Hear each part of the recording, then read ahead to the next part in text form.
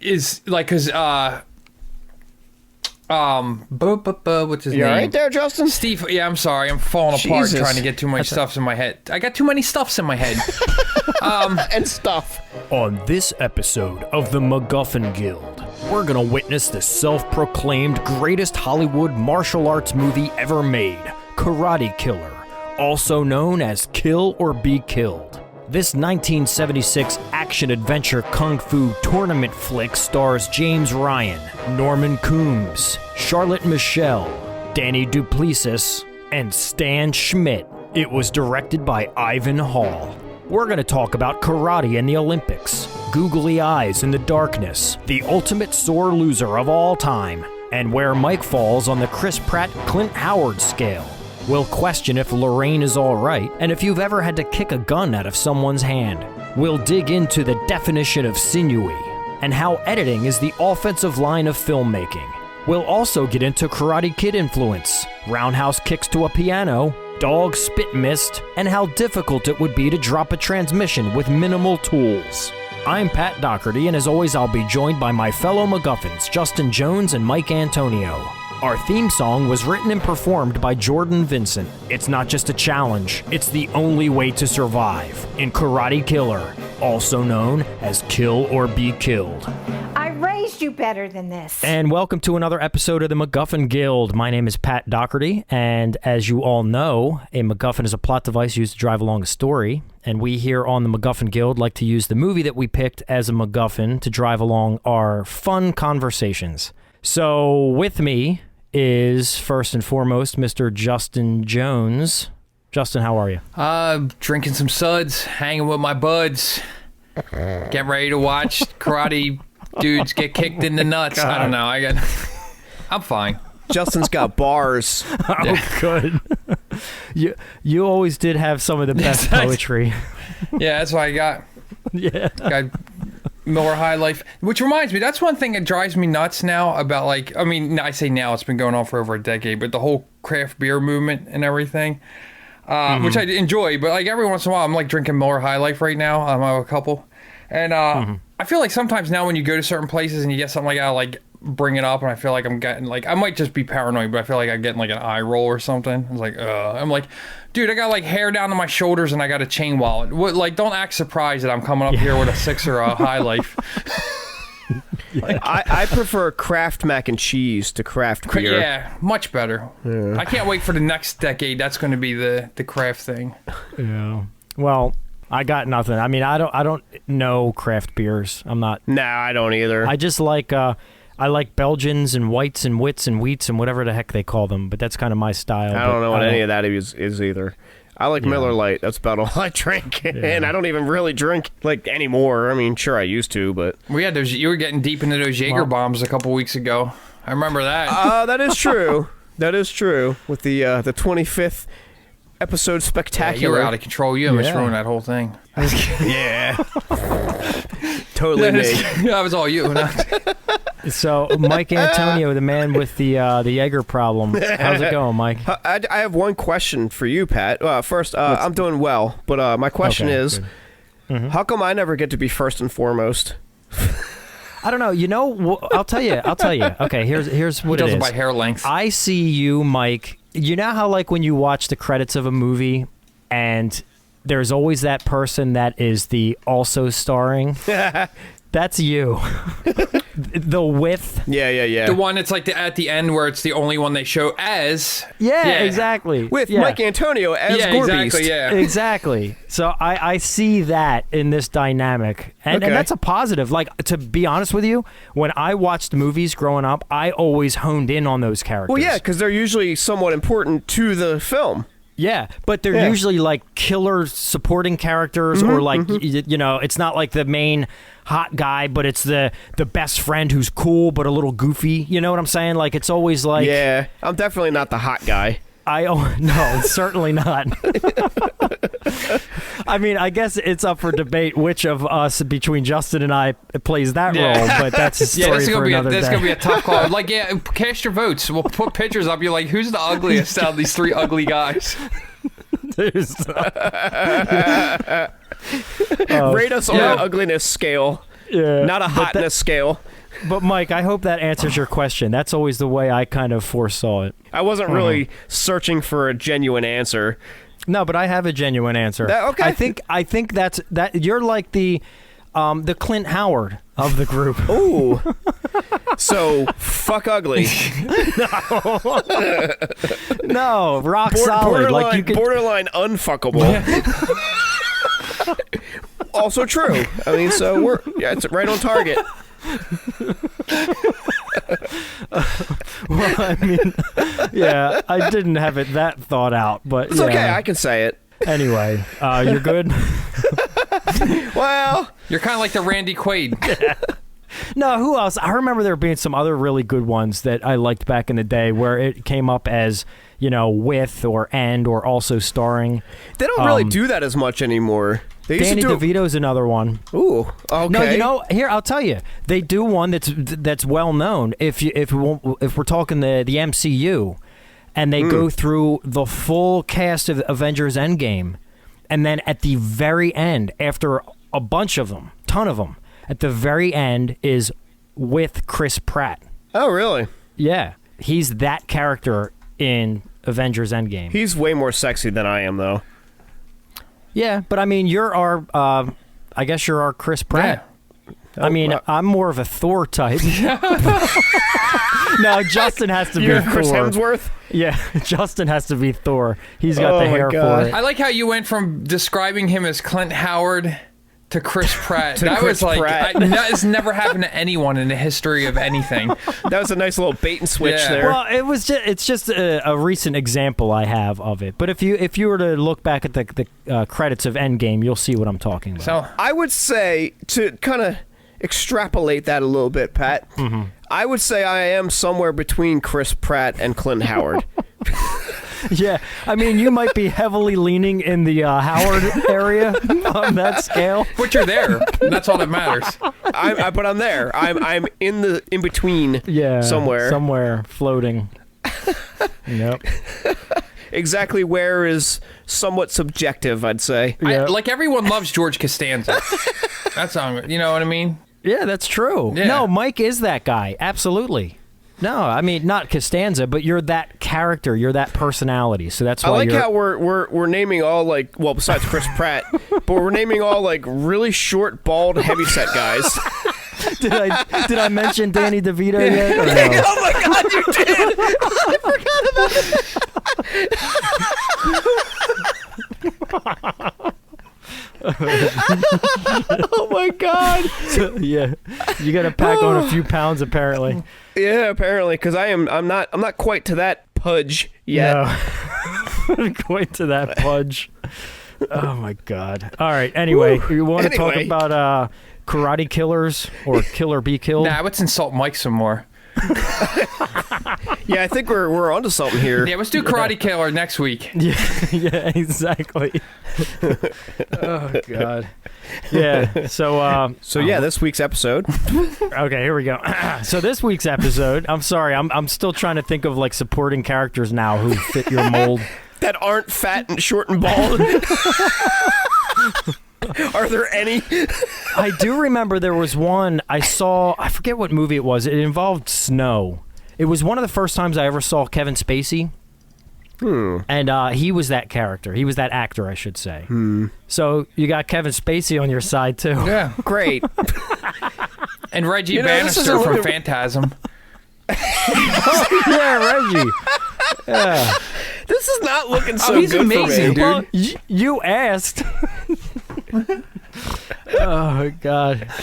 I'm in some trouble, man. Whew. You're this is your calling. I mean, you're that. Yeah, you're right where you need to be on the Clint Howard scale.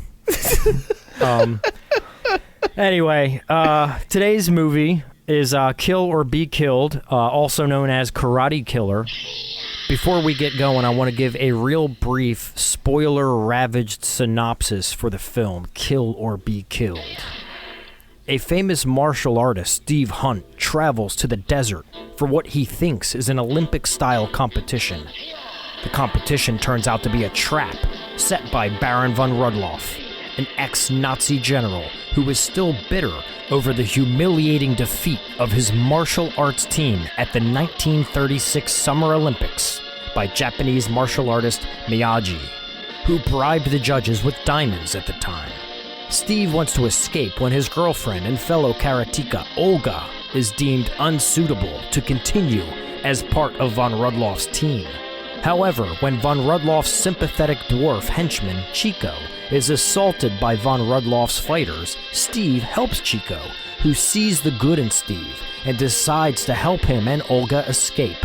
When Steve and Olga make their escape, von Rudloff sends Chico to travel around the world to recruit the best fighters for his team. I do know the movie was originally released in 1976 in South Africa, and that's where it was produced. But what I don't know, and I'm not sure if any of you guys do, it was 4 years later then released in America. Is that when the title was changed? Or... Yeah, I believe so. I think when it was in South Africa, I believe it was Kill or Be Killed. And then 4 years later or whatever, when it came to the States, they changed the name to Karate Killer. Yeah. For obvious reasons. I think that's actually backwards. Or it could be backwards.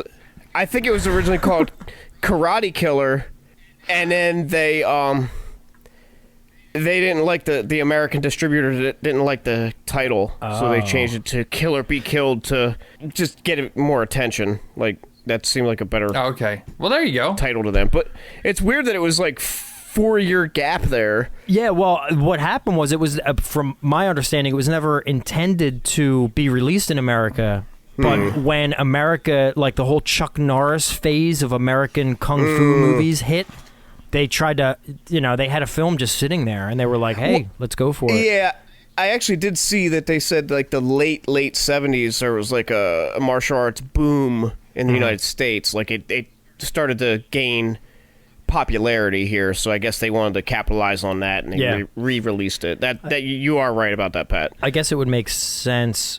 Yeah, Kill or Be Killed definitely sounds more like an Americanized sort of title.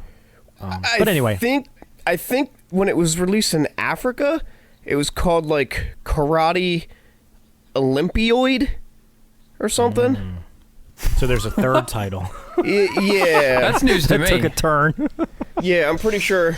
I watched actually I've mentioned him before, but Good Bad Flicks on YouTube, his YouTube channel. Oh yeah, Cecil Trachtenberg's great.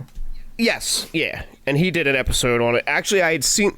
That's funny too. I had seen his episode on this film quite a while ago. Oh, he did an episode on this? Maybe you should have sent that over to me. Oh man, yeah, I should have watched it. I forgot about it. I watched it right before we got on here, but I had seen it before. And when you mentioned this movie, Justin, when you mentioned doing this, I was like, man, did Good Bad Flicks cover this movie? And then I saw the trailer and I was like, yep. Oh man, I should have looked for it because I didn't even think to look on there. Yeah. So I watched the movie and then I watched his video on it again, just to refresh my memory on what he had to say about it. But anyway. Cool. Well, anyone who's not familiar with Good Bad Flicks, check it out. Well, he's great. He's very funny, but he also digs deep into the movies, and he presents a lot of facts and things that may not be widely known. Also a local guy. I think he's from a town that's like a half hour from me. That's crazy. Yeah. Neat. We should have him on the show. I'm sure he'd love to. He probably would. Oh, no. All right, so apparently this was rated PG. Wow. There's no nudity. I guess, yeah. There's nothing. There's no nudity. There's no language. There's no very, very mild violence. I mean, it's not like gory or anything. Yeah. So, yeah, I guess that makes sense. It's like not much more than you would see at like a karate tournament. Yeah. Pretty much. I should know. Yeah. I actually brought that up because while I was watching this, I was like, part of the reason I picked this movie is because we have a resident karate expert. And I wanted you give us your, like, when you went, because I have a whole new appreciation when you gave us that story about when you went to go get the thing for your belt. And I was like, this must have been what it was like. So I didn't know. I thought this might bring back some good memories of that. So for those who may not know exactly what we're referencing, check out our episode on Slapshot, where we talk about our own sports histories and accomplishments. Our own personal histories, which I took martial arts, but you should listen to that episode for further information. Sports achievements. Yes. Yeah, not to ruin too much because you probably should listen to the episode, but Mike was telling us about the time that he was kind of drafted by an ex-Nazi officer to join his fighting regime against his arch nemesis that cheated him from another Axis power. But anyway, I don't want to give too much away. You listen to it and enjoy. But wasn't he lured with fake diamonds? That's right, yeah. But he was lured with fake diamonds to join the other side, yeah. There was a woman involved with giant eyes. This movie has the most ridiculous, like, MacGuffin plot. Yeah. It's so ridiculous. Yeah. Like, his whole scheme, his whole reason for doing this is amazing. Yeah, I'm not actually sure I still know, so I'm curious for the reveal. I've seen this multiple times, and I'm still not sure what's going on. Okay. Yeah. Well, we'll definitely get into that. So normally around this point, I would be going over to Rotten Tomatoes so we could explore both critic and audience scores. Unfortunately, this movie has 0 critic reviews, so we're not able to do anything with the tomato meter here. But as far as the audience score goes, I do have a rating. There's only one review that goes with it, which I could read. In fact, I'll read that right now. Well, wait. Are we going to guess the rating? Yeah, He's giving I'll us give you a a chance clue. to think about it. It's absolutely not a clue at all. It simply reads, and this is via Dave J., and it says, the first of 2 movies directed by Ivan Hall starring James Ryan. That's the review. Oh. Thanks. So, would you guys like to guess what you think this film has as far as audience score? It's going to be pretty high. What do you think? I'm going to go 24%. All right, Mike. I'm going to go right in the middle ground, 50%. No, 33. Damn. Wow. Justin wins. For once. Normally, I would show a range of reviews from the Rotten Tomatoes website, but I'm going to have to swing over to IMDb here for some information. Before I get into a range of reviews, I want to read the... I'm going to go a little out of order here just because I'm jumping around a little bit. But I want to read the 2 taglines. So, you guys excited to hear them? Yeah, this should be interesting for this film. All right, you ready? First one. Not just a challenge, the only way to survive. And then this one clearly was made for the American version, I'm sure. It goes, the greatest Hollywood martial arts movie ever made. Yeah, I saw that. That was in the Good Bad Flicks. To give some reviews here, we're going to bounce a little bit, but this is a 1 star out of 10. This is by B House from 2007. Worst movie of all time. A buddy and I went to see this movie when it came out in 1980. It was playing in a huge theater, and we were the only 2 people in the place. It lasted 2 days in the theater before they stopped showing it. It was so bad that we laughed all the way through it. Since that time, we rate movies based on Kill or Be Killed as the worst movie of all time. Like other reviewers have mentioned, it is so bad that it is funny. Well, sounds like you had a good time, pal. Yeah, exactly. Yeah, so you enjoyed it. Yeah. It made lifelong lasting memories. Yeah. Yeah, Justin, this is not a film I had ever even heard of prior to. And you know what? You want to know what I look at the MacGuffin Guild as for me personally, which I think is great. And it would be wonderful if a bunch of other Guild listeners kind of approached the MacGuffin Guild the same way. I look at this as like the equivalent of like a book club. Oh, yeah. And instead of being bummed that, we're not doing a podcast about a movie that is, I've seen 30 times and I know a lot about and I'd love to hear some more insight, look at it like this podcast is going to introduce me to shit that I have never seen in my life, nor would I have ever seen it if, if these guys didn't bring it up. And Justin, already, I'd have to look back, but we're 27, 28 episodes in. There's a ton of movies in that short span of time that you've picked that I have never seen, and this one is right at the top of the list there. Justin definitely brings the heat. Yeah, I don't really have a lot to offer, so variety is my offering. Is the spice of life. Spice of life, yeah. Yeah. All right. So that leads me to the next review by Yukuri is their name. And it says, as dumb as it sounds. This is one of the most stupid movies I have ever seen in my life. It is awful, but martial arts scenes are pretty cool. There is so much fake-like Hong Kong kung fu flicks. Also, some real karate people are playing in the movies, like Stan Schmidt. Moreover, the lady who plays Olga is really beauty. But that's what it says. She is really but beauty. She is... she is really beauty. I agree. She is also awful actor, like main actor James Ryan. They also make another one is called Kill and Kill Again, and it was a little bit more better. Oh, I'm assuming that's not English. Is probably not this guy's first language, guy or gal. Now I was like pointing at that. I was like, "What? Did you spell check this?" And then by the end, I was like, "Oh, I see what's happening I'm here." I'm just reading as it's laying before me. Not wrong. I'll say that much. No, he's not wrong. Grammatically, maybe not correct, but factually, spot on. All right, I'll give another. This is Andy 573. Don't expect too much. If you're not expecting an Oscar performance, then you just might like this movie. Yeah. Forget the script, forget the acting, some great fight scenes, some phony karate screaming, and a dozen or so great one-liners. Yeah. While the fighter's training will keep you entertained. That is the one thing I will definitely say is a huge positive is the fight scenes, the choreography is really good. However, again, I'm going back to Good Bad Flicks. He did point out that sometimes it's hard to tell what's going on because it's edited kind of clunky in the fight scenes. I can see That was something I was going to touch on. But I will say that, like, you know, the fight scenes themselves, the moves, and you can actually tell that they're making contact and everything, so... Yeah, I feel like it's not people that they're like, oh, can you act? All right, well, we're going to spend the next 8 months teaching you how to throw fake punches. It's like, I felt like they're like, I got a bunch of guys that like, oh, you can actually fight and throw punches and stuff? Yeah. Okay, we're going to spend the next 8 days teaching you how to act. You know, so... Yeah, exactly. Like the main actor, I forget his name. What's the actor's name? The actor's James Ryan. That's it. Yeah. He's a real martial artist, so... Yeah. I mean, what do you expect? You expect him to, like you said, Oscar-worthy? No. He's there, and all of them, the purpose is for the fight scenes. Yeah. It's not for dramatic chops, you know? Yeah, and I mean, and based on what they had, like, I'm not an actor. I can't fight either, but, like...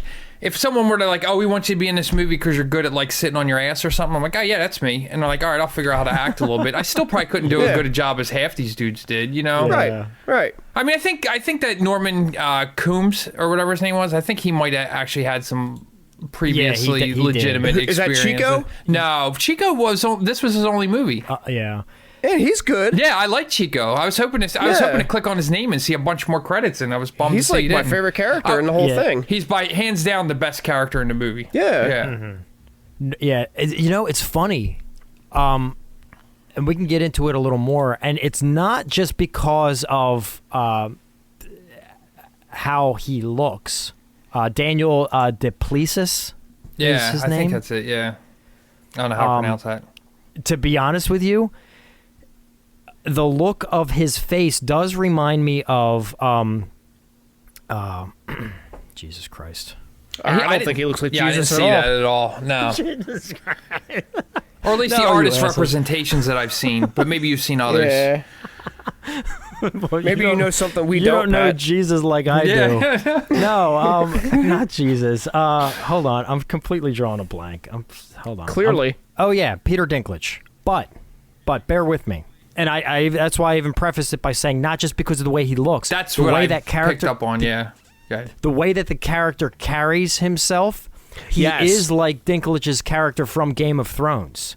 Yeah, where he's like playing all sides. Yeah. And he's kind of the glue that holds the whole plot together, you know? And he can always weasel out of a deal. And he uses his size or lack thereof as a benefit. Like he's one of the most powerful characters in the film, even though he's I mean, you put him up against these martial artists, he'll get crushed physically. Oh, yeah. But he gets himself out of every situation that he's in. The funny thing is, too, though, it's not malicious, and he's not doing it to meet his own ends. It's because I feel like his character legitimately cares about people. Because even like You definitely get that feeling. yeah, because even Steve says something about you're the Baron's lackey or something like that, and he's like, no, he explains that whole story about how he saved, like the Baron saved him from the circus and being ridiculed and gave him another life, and then Chico actually sees another side of the Baron and sees the good in him, and that's why he sticks with him. I guess trying to inspire more good from him, even though the Baron's kind of obsessed. Yeah, I'd say. Obsessed with a silly goal. Yeah. What a the ultimate. Well, we'll get into it, but the ultimate sore loser of all time. Absolutely. Even worse than death in Bill and Ted's Bogus Journey. Like he puts him to shame. I want to do one more quick review, and then we can get into things. Okay. So this one is an 8 out of 10. This is by Ivory Byers, and it says, "This movie rocks. This movie was absolutely awesome. Well, it was so ridiculous and absurd that it was actually pretty cool.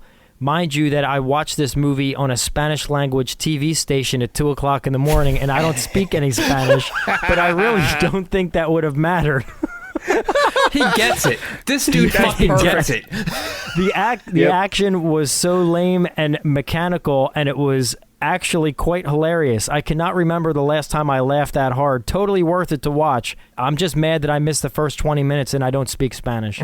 But he gave it an 8 out of 10. I don't agree with that. I think the fighting was pretty well choreographed. I think it was just filmed wonky and edited wonky. Yeah. Yeah, I mean, I could keep going there. It's so funny because just looking at these few reviews on IMDb that I have access to here, it's either 1 or 2 stars or it's 8 or 9 stars. It's like there's really no in between. Yeah. It's either you get it or you don't get it. That seems to be the consensus. Yeah. And I will tell you my personal opinion now. I get it. No, good. I'm glad. Yeah. Yeah, okay, well, let's do this then, because I do want to get into our personal experiences with the film. But Justin, this is your selection for the podcast, so I would like to throw it to you and ask how this movie ended up on the MacGuffin Guild. All right, so I gave you my first reason why I picked it. With Mike's expertise, I wanted him to explain a few things to me. Secondly, I'll try, buddy. Yeah, thank you. I actually didn't know anything about this movie until a year or so ago, and I think I was just flipping through. I think it was one of those things like I watched something on Amazon Prime, like probably some action movie. It might have been the only thing I can think of because I watched The Octagon recently in the last few years because I'd never seen it. Did you guys ever see that? It's a Chuck Norris movie. No, I've heard of it, but I've never seen it. Yeah, I was only on this ninja kick all of a sudden. I think I was trying to relive my childhood. A ninja Pun kick. intended. Oh, I get you. Ninja I thought you were trying to sneak attack me like a ninja. Ha ha. Okay. Yeah, that's pun unintended, but it was there. So I watched the Octagon, and I think it was like one of those. If you watch like this, watch this, and I was like, the box art looked kind of cool, and I was like, I never even heard of this movie, and then I watched the trailer, and I'm like, what's going on here? There's like some karate tournament in the middle of the in a castle in the middle of the desert. With some Nazi guy, like, I need to see this. A castle that's clearly a model. Yeah. But yeah, so I was like, yeah, let me check this out, and I watched it, and I thought it was really cool. And one reason I really like this movie, or one thing I like about this movie, and why I kind of brought it here, is because we all grew up in the '80s with like action movies and whatnot, and I feel like this movie made in '76 in South Africa, and you know, we as American audiences, we didn't see it till '80, if we did see it. This is before, before Lone Wolf McQuade, before Remo Williams, before Frank Dukes, before Sergeant Joe Armstrong. You had Steve Hunt. This is like predates all that shit that we like grew up with. Yeah, that's true. Yeah, that's true. Because in the '70s, it was mostly all like the kung fu movies and all that, and like, you know, I remember as a kid watching with my mom. I think a local station. I think they had like kung fu double features on Sunday or something. I just remember sitting there watching a lot of it with my mom. I used to watch that too. Yeah. Yeah, but we didn't have a lot of the more like Western action heroes, like martial artist action heroes at the time that I could remember. So it's kind of cool that this was kind of before all that stuff. So besides Jim Kelly, Enter the Dragon. Enter the Dragon, yeah. And that was before this, but he wasn't a main character in that. And John Saxon. Well, sure. Yeah, but he's not really a martial artist, though. But I mean, but he was in that movie. He wasn't. But I know. But I mean, the fact was that movie still focused around. It was still in Eastern setting. It was still, absolutely, yeah. They were just Americans kind of dropped in there. Where this, even though they're not Americans, they're all like, which was actually kind of weird. That it was like kind of like, we're gonna assemble all the greatest fighters from all around the world, and it was like not very racially diverse. So No, I was like, it wasn't.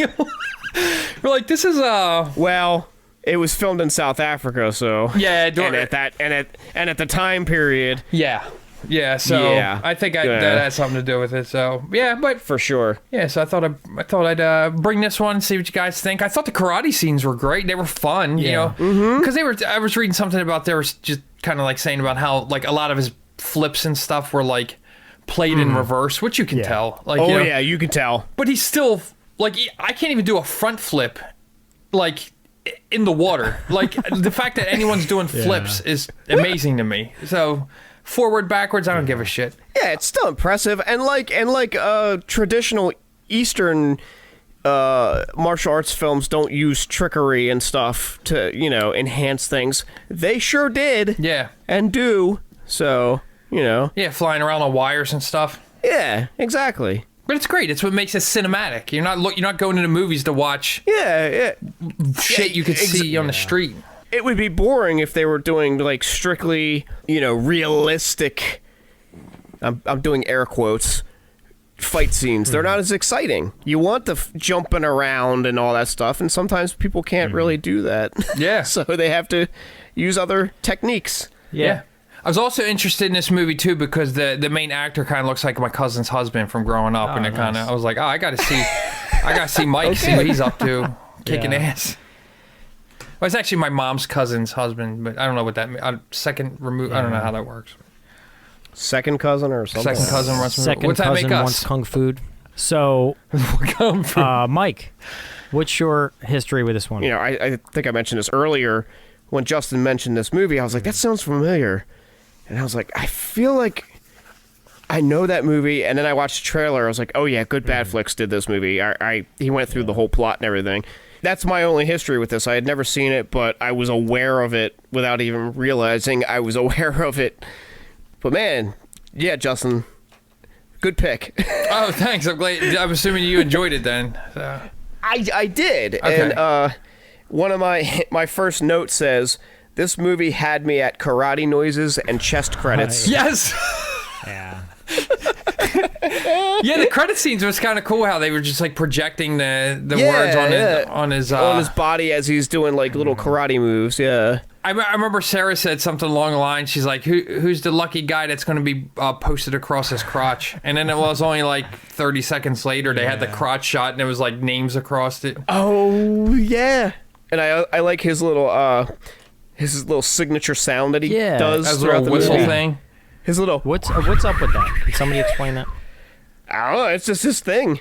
Yeah, he does it in the sequel too. I think he actually calls to someone with it. Like I think he's like coming. I can't remember exactly. He's like. It almost seems like he almost uses it to like center himself and like, because he'll do it like after like he's in a little scuffle and then he'll step back and he'll be like, and then he'll go back into it. Yeah. So it's like. Almost like he's like centering himself. Maybe I'm totally off on that. No, that makes sense to me. There was a couple times where it seemed like that's where he was utilizing it. So my history, I never saw this movie. I never even heard of it until Justin brought it up. For me, having never seen it, you look at the title, you look at the box cover, you can kind of tell based on that stuff alone. You watch a trailer, you can kind of tell exactly what you're getting into. It was in the ballpark of what I was expecting. So typically I'm far more forgiving of like an old 70s film when it comes to this issue. So I'm not going to hold it against this film too much, but one thing that did keep taking me out of the film was the choppy, sloppy cuts. The edit, it was... I understand why it was, and I can totally understand how difficult it was to make films back then, especially films of this genre, when you're dealing with how many moving parts at any given time in the middle of the desert.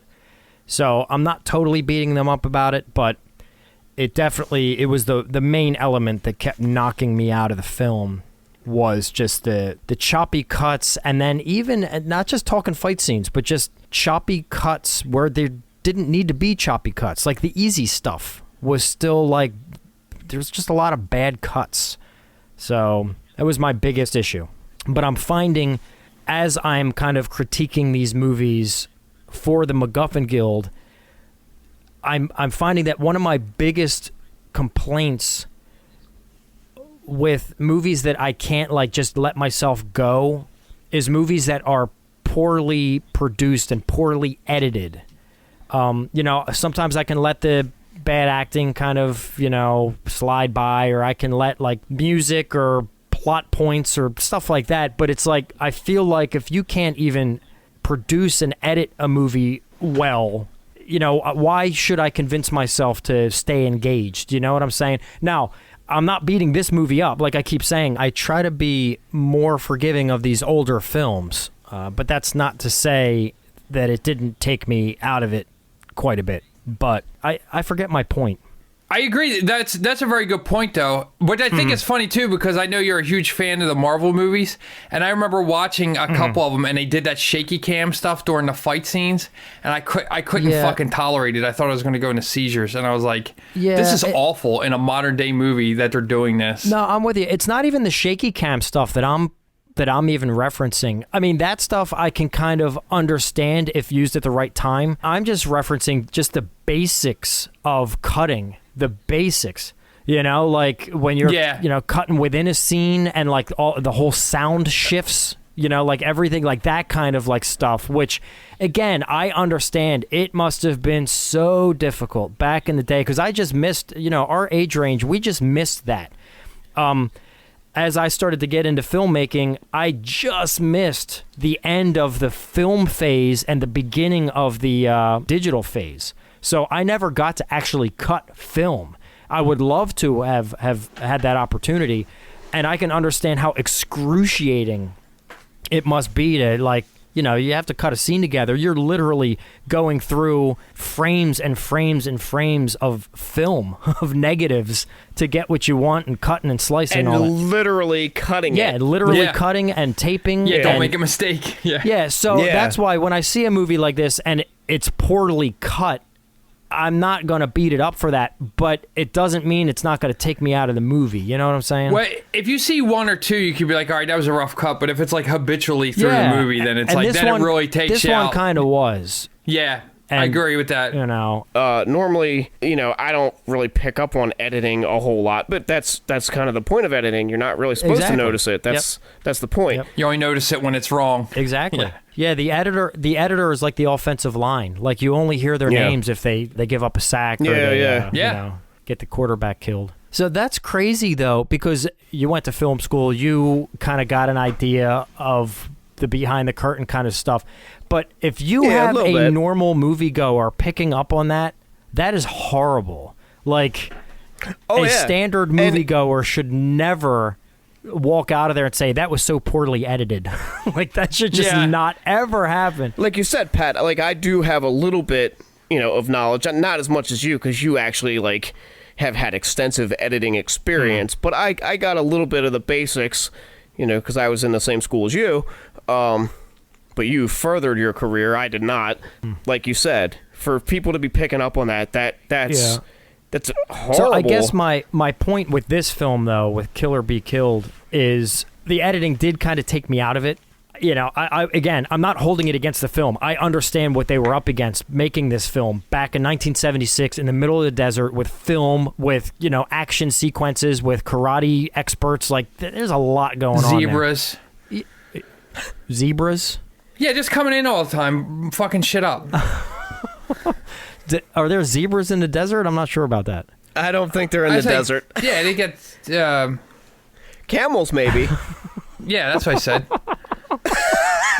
and German Shepherds, apparently. Yeah, German Oh Shepherds. God, yeah. Yeah. So we'll get to that in a minute. I want to talk about that. But so just to wrap up my point, what I did like about this film is The editing. The editing. No, Should have won an award for best as editing. ridiculous as the motivation was, and as ridiculous as the grudge was for this old Nazi soldier, there was a bit of excitement in me, anticipating what this was going to lead to, what this tournament was going to consist of. Mm-hmm. So I did like that. It was like a Nazi-inspired Mortal Kombat. And Yes, yes. So I was excited to see where it was going to take me. It was a little rocky. I had to kind of weather the storm a little bit to get there, but And some of it you had to make up in your head. Yeah, well, yeah, you kind of did. Yeah. But anyway, before we dig a little more into the film here, I just want to read something from the website biffbampop.com. And this is written by Jeffrey X. Martin back in 2018. It's titled Prime in the Dustbin, Kill or Be Killed, 1980. So it simply says, Kill or Be Killed was marketed as the greatest Hollywood martial arts movie ever made. That is a lie. It is not. But if you're into Nazis, little people, and possibly fake diamonds, this might be right up your alley. Kill or Be Killed is a South African production. Last time I checked, South Africa is not Hollywood. I could be wrong. It was made in 1977, but not released in North America until 1980, a smart move orchestrated to cash in on the popularity of movies starring Chuck Norris wearing stretchy jeans that didn't bind his naughty bits while he kicked people in the face. Tough guy James Ryan plays Steve Hunt, a karate master who finds himself in a desert fortress with other karate-type people, including his sweetheart, Olga, played by Charlotte Michelle. The compound is run by nefarious Baron von Rudloff, played by Norman Coombes, and his trusty sidekick, a little person named Chico, played by Danie de Plessis. Von Rudloff is a Nazi. We know this because of a framed picture of Hitler in his study, the flashbacks to World War II, and a gigantic silver swastika pendant he wears around his neck. Who said subtlety was dead? Chico doesn't come right out and say he's a Nazi, but he considers the Baron his best friend, so you could make that assumption, and that's weird. The Amazon synopsis of the film says, Von Rudloff is assembling a crack team of martial artists to avenge his karate team's loss to the Japanese team during the 1936 Olympics. However, Von Rudloff himself says the competition he lost was in 1941 in Berlin, with Hitler himself watching the event. There's also the fact that karate won't become an official Olympic event until 2020. More lies. Is that the case? Was karate not an Olympic event, I guess, until recently? No idea. I don't know. That's a good question. That's interesting. I don't watch the Olympics. This guy seems to know more about it than we do. Yeah. Meanwhile, the leader of the old Japanese team, named Miyagi, not even kidding about that, Daniel's son. So it's spelled Miyagi, but they kept saying Miyagi. Yeah, I was going to Actually, bring I that think up. Miyagi, I think, is the appropriate saying. Okay, so us Americans made it Miyagi. Yeah. All right. So he's assembling his team for the event. He has only agreed to do it because Von Rudloff has diamonds, lots of them. He pays for everything with those shiny things, carrying loose stones around in his pocket like 1950s Godfathers hauled around butterscotch candies. Miyagi loves two things, diamonds and karate. But how much does he really know about those precious stones? There's a scene where a surveyor in the desert claims he's looking at the richest deposit of diamonds in the world. That's neat until you realize that you don't find diamonds in the desert. This movie sits on a throne of lies. Yeah. Anyway, It's I true. think you get the point. But Yeah. are we really going So- for factual accuracy in this film? I mean, does that really matter? No, I wouldn't say so. But Diamonds are I bullshit thought that- anyway. I mean, it continues. That's only about half of the Yeah. article, Well, but I don't geez. want to. I don't want to give anything else away, but that gives a nice little foundation for where we're at with this thing. One thing about that is he mentions how, like, Chico, like, oh, yeah, he says, like, you could just assume he's a Nazi because... No, I disagree. I disagree, too. I think that's the thing that's awesome about Chico is that he's his own person and he forms relationships with other people despite whatever thing. You don't have to be, you know... I agree with you, but I guess the point is there had to be a period in time, you would think, where there was literally just the two of them in this castle.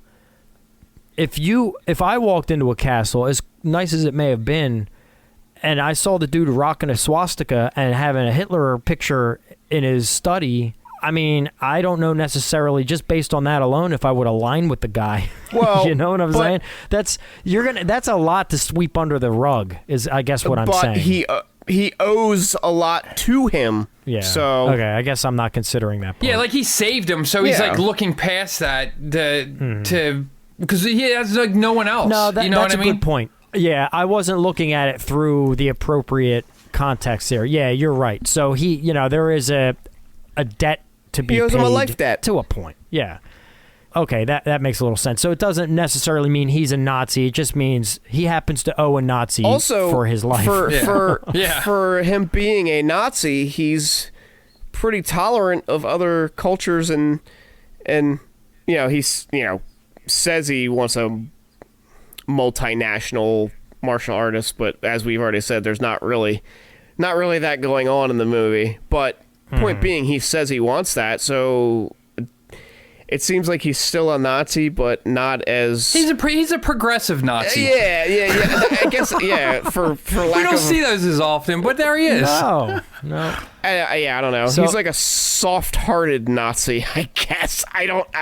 Yeah. Well, I mean, the thing is, if you think about it, he was just. I mean, and not defending any of this, obviously, but yeah, same. At the time, he was a soldier of where he was that happened to be a Nazi. You know what I mean? It's like yeah, but I think again, I keep going down this road, but this is what makes the MacGuffin Guild such a wonderful platform here. I think his Nazi roots was a MacGuffin. Oh yeah, it was his motivation to make this move. Yeah. We're trying to talk ourselves into the fact that Norman Coombes is a Nazi in this movie. Yeah, it's just the character's motivation, and there are a lot of weird things that we could question about decisions that were made in this movie. While we're on the topic of him, let's talk about Norman Coombes, if you guys would like. Please, briefly. Yeah.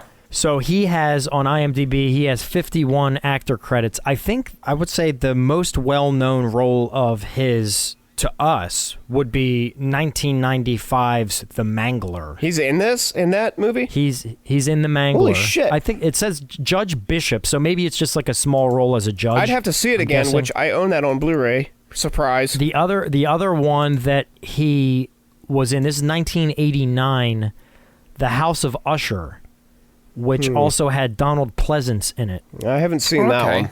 So those are probably, when I scan through, and it's based on an Edgar Allan Poe story. Yeah, of course. Yeah. Those were the two that jumped out at me that we would potentially have experience with. There's others. Well, then again, Mike, maybe you saw Cyborg Cop 2. I'm not sure. No, I have not. He played the mayor in that. Okay. No. So he's popped up. Yeah, I'd have to see great. The Mangler again because I definitely know Robert Englund and Ted Levine are in that. Are you familiar? I just watched that. Are you familiar with Ted Levine? A month or so ago. Let me see. Yeah, he is. He knows exactly. Yeah, He's sure. Buffalo Bill. Oh, okay. Yeah. Absolutely. Fuck me. Yeah. Give me back my fucking dog. Yeah. That's Buffalo Bill. He pops up in a million movies, but he's in The Mangler. That dude's voice is so deep. It's amazing. When we watched him, Mangler literally a month ago. And I was like, is he on Whippets? It felt like he was like a detective that just did Whippets the entire time. It was crazy. Yeah. Now isn't that what Seth Green based Chris from Family Guy? I think he based him on him. Oh yeah, I think that's why right. He kind of talks like that. Yeah, he's doing like an impersonation basically, which I think is great. Yeah. Oh yeah. Norman Coombes. So we're going to talk about Nazi Sean Connery a little bit here. Yeah. Actor and writer. So he wrote two things. 1971, Summer is Forever, a short, and 1983, Song and Dance Man, which was a TV movie. Oh, I don't know. But anyway. Oh, Never Say Die. He was in that, but that is... That's a James Bond? Oh, that's right. I did see that. Yeah. No, I don't think... No, I don't think that was... No, that's not... James Bond. No, it's not. No. Oh, that's Never Say Never. Oh, but Billy Drago's in that movie. Oh. Which I was going to mention because there's actually a picture of James Ryan on his page where he looks like Billy Drago. So I thought that was an interesting connection. Cool. You know, I actually, watching the movie, I thought he kind of resembled him a little bit at times. He does. That's funny. Oh, and Ted LaPlatte is also in Never Say Die, and he was in The Mangler. Weird. Yeah. It's a small world. Sure is. So anyway, that's all I had. I just wanted to give, because I was intrigued by, I clearly looked up Norman Coombes the other day, and I was not familiar with him. And I'm always intrigued when I encounter these actors in films I've never heard of, to kind of see how they tie into things that I would be more familiar with. Just seeing the Mangler popped up was a little interesting. I didn't see that coming. Yeah, that's interesting to me. Now, what about the actress playing Olga? Is she from anything? Have you looked her up at all? That was her only credit. Wow. Wonder if she was really a martial artist. I don't know. There wasn't a whole lot of information on her, and then I even kind of Googled her, and I couldn't find really anything. Cecil, again, Good Bad Flicks. He said, for being such a badass, she kind of lets herself get kidnapped really easily by at the end with the Baron when he runs into her and he's got the gun. He's like, "Come here." I know. I definitely have that on my notes. I don't understand that at all. She might have been a badass, but she's not bulletproof. Well, that was what I thought when he said that. I was kind of like, well, he had a gun. I mean, yeah, I would have liked to seen that play out a little differently. As good of a fighter as you are, you can't out karate a bullet. Yeah, that's what you think. Unless you saw the second kill. You have to watch the sequel to realize how wrong that statement was. Yeah, I have not seen that, but I plan to watch that.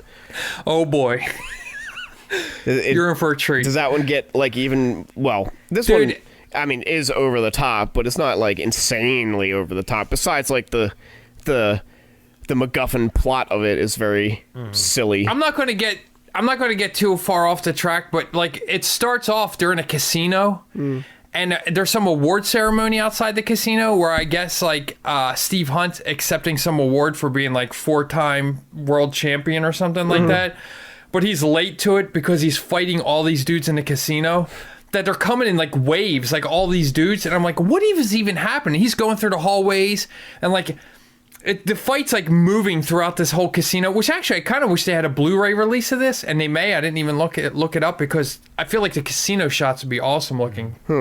But as he's fighting, and it keeps cutting back to them, like doing the award ceremony, like introducing them. But then you see in the balcony, like above them, like you see his fight coming to them.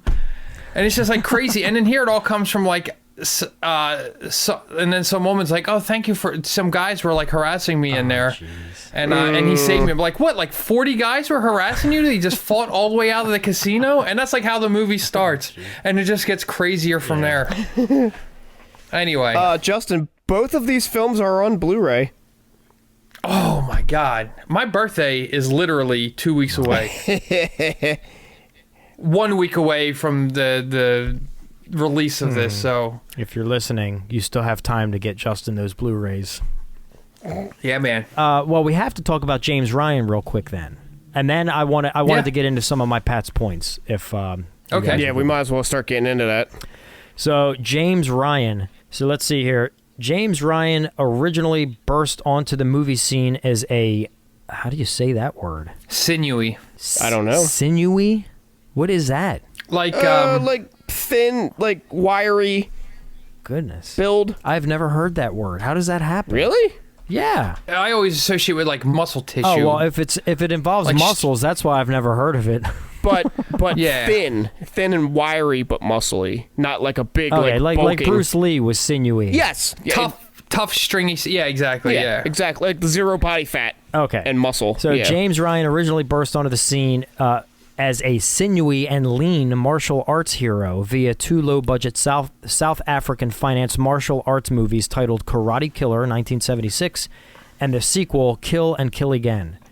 Both films were rather shoddy mechanical productions. However, the True. acrobatic Ryan had a certain appeal, and the movies were loaded with plenty of kicks and punches. Plus, they featured 8th Dan Shotokan, karate expert. What is 8th Dan Shotokan karate expert? What does that mean? Don't know.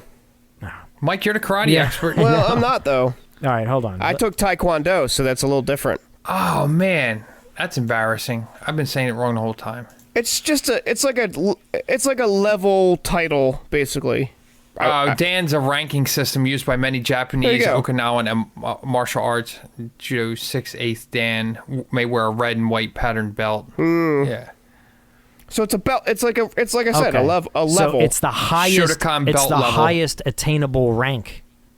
All right, where was I? However, the acrobatic Ryan had a certain appeal, and the movies were loaded with plenty of kicks and punches. Plus, they featured 8th Dan Shotokan karate expert Stan Schmidt and fellow South African 8th Dan judo karate exponent Norman Robinson, both members of the South African Martial Arts Hall of Fame. So I just learned this, and so the listeners out there understand what this 8th Dan is. And forgive me if I'm the naive layman here that just learned this shit, but I might as well pass it along. The 8th Dan is the highest attainable rank in modern kendo. The Dan system was recently changed so that the 8th Dan is the highest attainable rank, whereas Dan grades are awarded for technical ability. There is a parallel shogo system awarding the higher teaching grades of Renshu, Kyoshi, and Hanshi. So anyway, I guess it's a ranking system. Yeah, duh. Yeah. Who doesn't Everybody know knows that. But anyway, so they Jesus had these Christ, Pat. they had these Where have you 8 been? Dan experts on in the production of the film, which is, I guess, clearly why a lot of karate experts themselves can recognize that there is legit karate techniques being used in this film. Oh yeah. The layman wouldn't know that, but they do. Stan Schmidt is also in Kill and Kill Again, the sequel. Okay. He plays kind of like that highest level okay. type, like martial artist type guy. Like, so Steve Hunt's going around like in the sequel, he's like a secret agent or something kind of guy, and he's like going around collecting his team that we didn't know he had from the previous episode. But one of the guys is played by Stan Schmidt, and he's the Fly, and he's having a hard time getting him back on the team because he has ascended to some other level. But it's really funny when he's introduced because he like goes in and it just shows his feet and he's like gliding across the it's just like gliding across the ground like it's so ridiculous. But when you're the 8th Dan, that's what happens. When you're the top of your class, you can levitate. Not so much levitate as just slide on your feet. Moonwalk. Yeah, he kind of moonwalked a bit. Anyway, unless anybody has anything, I'd like to get to some Pat's points. Get it in. Okay. Justin?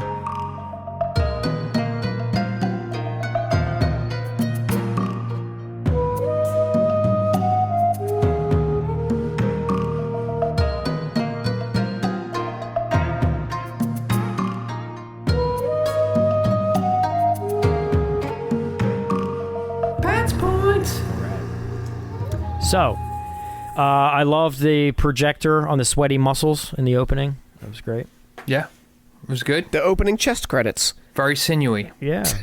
I do like that style. I've always liked that. I thought it was cool. The projector, utilizing a projector within filming, I always thought that was really cool. Because I've seen some like 70s bands kind of do that stuff, and the psychedelic where you'd see like the trippy, what do you call that? Like those lava lamp kind of light formation things floating around and stuff. Right, I have like the overhead projector with like the petri dish that they put the colors in and stuff. Yeah. I do definitely miss the good old days of Nazis being the go-to bad guys without the reality of actual Nazis existing and making a stink. Yeah. It's just been tough lately because now when people talk about Nazis, it's like, I miss when they were just almost like Nazis to me when I was first born were almost like fairy tale things. Like fictional. Yeah. But now it's like the Indiana Jones films. Yeah, it was fun bad guys. Even when Inglourious Bastards came out, that was still the tail end of like when Nazis, you could always get away with killing Nazis, beating up Nazis. It was just fun, action fodder because you couldn't upset anybody By killing Nazis. killing a Nazi. Yeah. But, now you can. And but that's a story for another day. I'm still going to say that I'm not ashamed to say that killing Nazis is still awesome. Fuck them. Yeah, no, you're absolutely right. But Yeah. with that said, Nazis earned that. They earned the ability for us to be able to utilize them as the go-to villain, Well, we grew up in grew up in that time period, like you said, Indiana Jones. I was the same way. Like growing up, I'm like, yeah, that's like, you know what I mean? It's like, and then, honestly, by the time it got to Inglourious Bastards, I was kind of like, this is beat. No, I've been looking at the same bad guys for my entire life. Let's just move on. Yeah, and it's not that I'm sympathizing with them. I'm just like, it's beat. It's been done. Yeah, and I'm mainly just using Inglourious Bastards because that was kind of the beginning of the end. Because that's when the political climate started to shift a little after that, and now it's like everything got more real. So yeah, I still think that's his best film, but that's just me. Oh, I love that movie. Oh, absolutely, it's in the top 3 for sure. But anyway, so again, just going down Pat's points here, Miyagi. Which is interesting. When I first started watching the movie and I saw Miyagi written down. What I had in my notes for that one, Pat, is I wonder if Karate Kid was influenced by that. Well, you have to talk about it. There's 3 main elements that I picked up on, but I feel like these 3 elements I'm going to mention have probably been used 30 times before Karate Kid. You know what I'm saying? Yeah. So maybe this wasn't the direct inspiration for Karate Kid, but Karate Kid definitely took these from somewhere. So I'm guessing you guys didn't see the story on that then. No, tell me. What story? About that, the Karate Kid story was actually came from the first draft of the sequel to this movie. Nah. Where Miyagi took he decided to just leave fighting altogether and then fled and tried to just live in America and live his life. That's why he has all those cars, because he had all that money from the diamonds and shit. And when he got rid of all that shit and was trying to change his life and give up fighting and all that shit. And then he finally finds this kid, and then it starts this whole cycle off. And then that series of movies was supposed to follow him about how he keeps trying to get out of the cycle of fighting and keeps getting pulled back in when he's just trying to live this humble life. And then it's like, he was supposed to leave from California to another thing. This is I don't actually know true. if you're bullshitting me, Yeah, Justin. I know. Are you serious? Or are you just? No, that's all bullshit. God They damn have it. nothing to do with each other. It's just a coincidence of a name. I just damn made it. all that shit up off the top of my head. You son of a bitch! Because I could totally see that. You fucker. But honestly, that's a better sequel than the sequel we got from this movie. Yeah, God, yeah, you should recommend that to somebody, because actually you could connect those movies and it would make total sense. Yeah, I mean, but the 3 basic elements that I picked up on, and I'm sure you guys did as well, that made me question, was Karate Kid inspired by this movie, was 1, the Miyagi. 2, was the fly being caught with chopsticks. Did you guys catch that? Oh, and really? then, I missed that. Yeah, there's a scene there where he snatches a fly out of one of the characters. I don't think it was Miyagi, but Miyagi. Well, it doesn't matter. Another one of the characters snatches it out of the air. And then the third thing. Yeah. The funny thing about that character, that you mentioned it, I totally forgot about that. His name was something very Japanese sounding. But it was like some red-haired white guy with a mustache.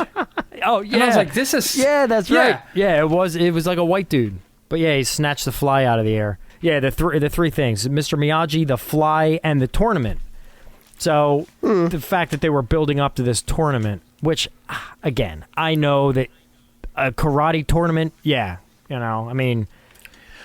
So it's more of a tournament movie than a martial arts movie, because you have martial arts movies where it's just fighting for whatever reason. But I feel like tournament movies are almost like a subgenre of the martial art movies. Yeah, because you have like this, Enter the Dragon, Mortal Kombat. Mortal Kombat, which is basically they're all the same. Enter the Dragon with magic. Yeah.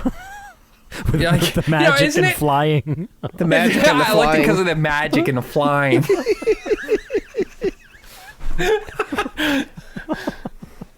That's great. You're great. Anyway, released in 1976 in South Africa. We touched on that. I love the airplane delivery. Oh, yeah. Where the dude just throws the bag out the window. Oh, yeah. Yeah.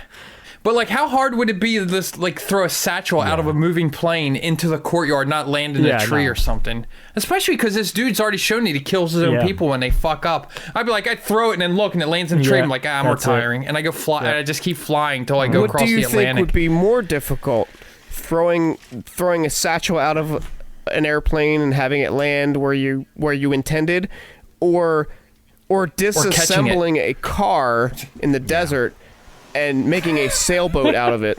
Well, yeah, with no tools. Yeah, he had a hatchet. He had a hammer or a hatchet or something. Yeah. Have you ever tried to dismantle an entire car?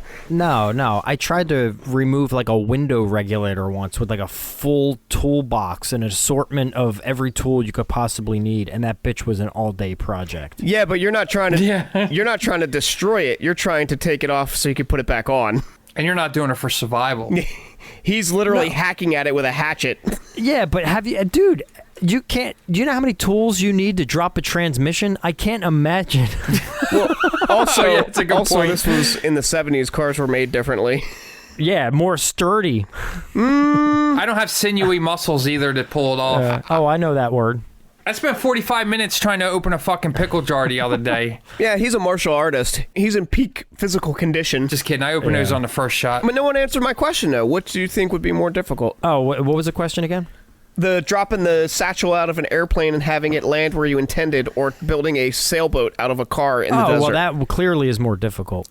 Is it? At least there's blind luck in just dropping something out of a plane and trying to get it close. But it takes some major skill and patience to disassemble a car and build a desert sailboat. And where did they get that huge sheet? Was that in the trunk? It was on top, remember? It was on it showed it on the top where they had all the luggage thing on the top of the car, and it was covered with that. Got it. Where'd they get the pole?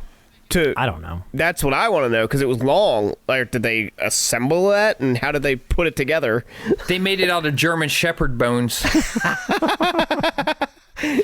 When I first watched that, I was like, were there supposed to be coyotes or hyenas? And then Good Bad Flicks he mentioned that he was like, okay, and German Shepherds. I was like, yeah, they are German Shepherds. What the hell? Yeah, so for anyone who hasn't seen the film, and I'm guessing most of you haven't, and I wouldn't blame you, but so what happens is they're out in the middle of the desert, and we see during one of these scenes, and then we see these goofy googly eyes reflecting in the darkness. Oh yeah, those look worse than Jawa eyes. Yeah, it was bad.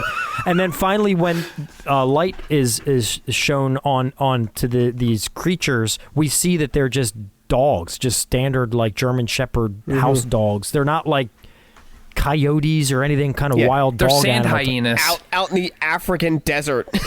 But I swear to God, I saw. So then the Steve Hunt character gets in a fist fight. Like, he gets in a fight with these dogs. And at one point, I swear, I saw spit mist come out of one of the dog's mouths when he punched it in the face. Oh, I don't know. Spit mist. Yeah. Like, I think this dog really got hit in the face. It was weird. Watch it back. It's like one of the last dogs that he, like, goes face to face with. Or face to snout. Man. And face to snout. And I swear I saw that spit mist. But it's especially funny because every time I see dogs, like in a movie where they're like real ferocious and they're attacking someone and their tail's wagging. Oh yeah. Like, oh, they're having a great time. Even Sarah pointed out, she's like, oh, look, their tails are, they're having fun. Yeah, they're in a movie. Like they're kicking all spit happy. mist out of their face. Spit mist. No one expected that. Yeah. There was some cool cinematography. There actually was. Yeah. Shame the editor fucked it up. No, I'm just kidding. I'm wondering if the editor just didn't know how to edit fight scenes, because that scenes where it was like really bad. There were other times too where like things just abruptly cut. Again, my focus wasn't necessary. I don't get cringy during the fight scenes because it's a lot of quick cuts, a lot of fast moving camera. I get cringy during the basic scenes. Like, that's when I get frustrated. I'm like, if you can't do a basic cut, like, nothing's happening right now. It's literally 2 or 3 characters talking, and you can't seamlessly cut from one to the other. That's a problem. Well, and I know people have different levels of experience, and I know people are working with different budgets, and I know that, like I said, they were dealing with actual film. So I'm not knocking that. I understand that's a harder job than what we have these days. But I mean, but seriously, sort your shit out. Exactly. I'm going to say this, and I don't know what your experience with this is, but clearly the Amazon Prime version of this film was a very bad print of the film. And a lot of times with these really bad prints, the edits are really, really rough for some reason. But if you, maybe there's some of that to But this. if you get it on a nice cleaned up Blu-ray version, which I'll be receiving in 2 weeks. The jarring cuts aren't there, or they're fixed up, or it's hard to explain. But like a lot of times, if you watch a bad print of a film, for some reason they are a lot choppier. Well, yeah, I'd be intrigued. Yeah, you might be right. I'm not saying it is, but I have seen that happen. So again, I thought it was another just to show how much has changed in even a short amount of time here. Fasten your safety belts and extinguish your cigarettes on the airplane. Oh, yeah. I always thought that was wild, and it really makes me like, okay, I can understand that back in the day, especially when this movie came out, smoking cigarettes was just the thing that everybody did. I totally get it, and I'm not knocking on that. Like, people smoked everywhere. I get it. But even back then, don't you think somebody would have questioned, hey, we're up in the air. We're thousands and thousands of miles above the earth. Maybe we don't want to just light extra flames, Like, why? This was 10 years before our friend Rob almost killed his sister with a lawn dart. So safety standards were a little different then. Yeah. I guess my question, well, okay. Good I point. guess, so the way people's perspectives were different. I feel like that question was never even asked. Like, I don't think they had the same understanding of cigarettes at that time. Okay, or was it something where maybe the question was asked, but the powers that be at the time, or the people that made the legislation, or whoever was pulling strings, maybe didn't want. Maybe it was when maybe I'm losing sight of when cigarette manufacturers started to lose a little power and the political machine started to give in a little bit to protecting that asset. Maybe there's some of that going on. Yeah. Yeah, there's a lot of money in smoking. Because now we're at the point where if someone smokes a cigarette in a film, it gets an R rating. Is that so? Yes. And they It's a shame because smoking makes you look cool when you do it, and it's good for your health. Well, I have a problem with that. If it's an adult smoking a cigarette in a PG-13 film, why is that a problem? Oh, I agree. It's a bit much. Yeah. Though I will say, on the other side of that, sometimes I'll watch when I'm watching, and I quit smoking like 10 years ago. Sometimes I'm watching a movie, especially if it's from the 80s and people are smoking. I'm like, I need a fucking cigarette now. Like, right now. See, I never even really pay attention. And I used to smoke too, but not, I don't think I smoked as long or as like habitually as you did. Mm-hmm. You were much more into it. I was all about that tobacco life. But I don't know. I don't get that feeling like when I see people smoking. It doesn't even like if I see a movie, I'm not like, oh, there's somebody smoking. That's that's noteworthy. Like, it's not to me. I don't know. Yeah, well, I mean, I guess the addiction got you differently. Yeah, true. That happens when people are drinking whiskey on the rocks sometimes too. I'm like, yeah, I'm going to get one of those right now. Yeah, no, I don't do any. Every time. Nope. No, I'm trying to think if there's anything that does that for me. I don't think that so. I for me. see, and it just like. Oh, I got it. I got an exception. Okay. Sex scenes. I see one of them and I'm like, I gotta get me some of that right now. Yeah. And I pause. I'm gonna bone down. I pause the movie right now.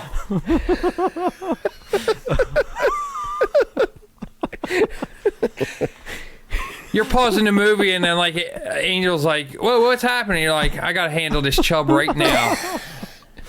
Gotta take care of biz. Cut that. That's rude.